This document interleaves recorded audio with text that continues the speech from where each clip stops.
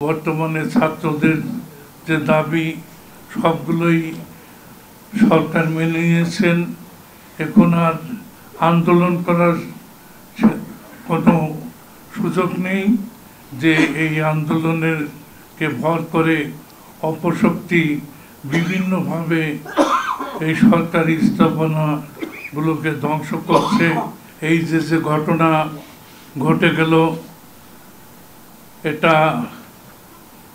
এটার যে উদ্দেশ্যে ছাত্ররা আন্দোলন করেছিল সে উদ্দেশ্য তা সফল হয়েছে। এখন আন্দোলন করার আর কিছু নাই।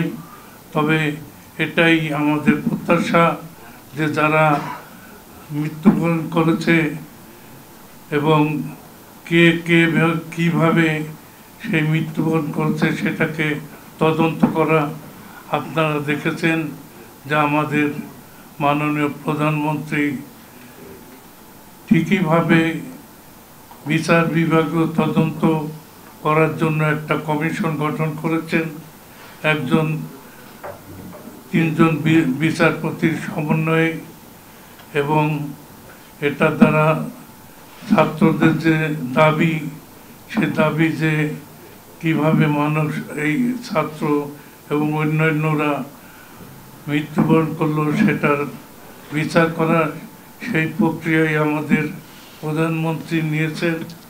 এবং আমরা মনে করি যে বর্তমানে ছাত্রদের যে দাবি সবগুলোই সরকার মেনে নিয়েছেন। এখন আর আন্দোলন করার কোনো সুযোগ নেই, কিন্তু তা সত্ত্বেও আমরা দেখছি যে এই আন্দোলনের কে ভর করে অপশক্তি বিভিন্নভাবে এই সরকারি স্থাপনাগুলোকে ধ্বংস করছে।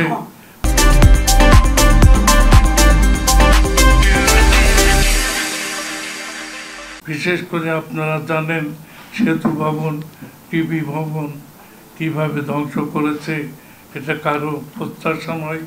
তো সুতরাং যে উদ্দেশ্যে ছাত্ররা আন্দোলন করেছিল সেই উদ্দেশ্য তাদের সফল হয়েছে। ছাত্রদের কাছে আমি আহ্বান রাখবো যে তোমরা আমাদের ছেলের মতো, তোমাদের দাবি সরকার মেনে নিয়েছে। সেই কোটার এবং এদের বাংলাদেশের সর্বোচ্চ আদালত সেই রায় দিয়েছে, সেই রায়ের প্রেক্ষিতে প্রজ্ঞাপন জারি হয়েছে। এখন এটাকে ভাঙ্গার বা এটাকে পিছনে নেওয়ার আর কোনো সুযোগ নেই। তাই সুতরাং তোমরা শান্ত হয়ে তোমাদের বিদ্যালয়ে ফিরে যাও, তোমরা লেখাপড়া করো। এবং যারা এই আন্দোলনে নিহত হয়েছে তাদের আমরা মাগফিরাত কামনা করি। আর সাথে সাথে বলতে চাই যে এই আগস্ট মাস শোকের মাস, আমি শ্রদ্ধা ভরে স্মরণ করি জাতির পিতা বঙ্গবন্ধুকে এবং তার পরিবারের সদস্যদের, তাদেরও মাগফিরাত কামনা করি। এবং এখানে আপনারা বিভিন্ন বক্তার বক্তব্য শুনেছেন। সেই বক্তব্যের সারমর্ম এটাই যে অপশক্তি যেন এই আন্দোলনকে ভর করে এই বাংলাদেশের কোনো ক্ষতি না করতে পারে। এটাই আজকে আমাদের এই আলোচনার মূল কথা। এবং একই সাথে সাথে আমরা ছাত্রদের কাছে আহ্বান রাখবো যে তোমরা প্রধানমন্ত্রী যে আহ্বান জানিয়েছেন যে তার দুয়ার খোলা, যদি তোমাদের আরও কিছু থাকে সেটা তোমরা যে প্রধানমন্ত্রীর কাছে উপস্থাপন করতে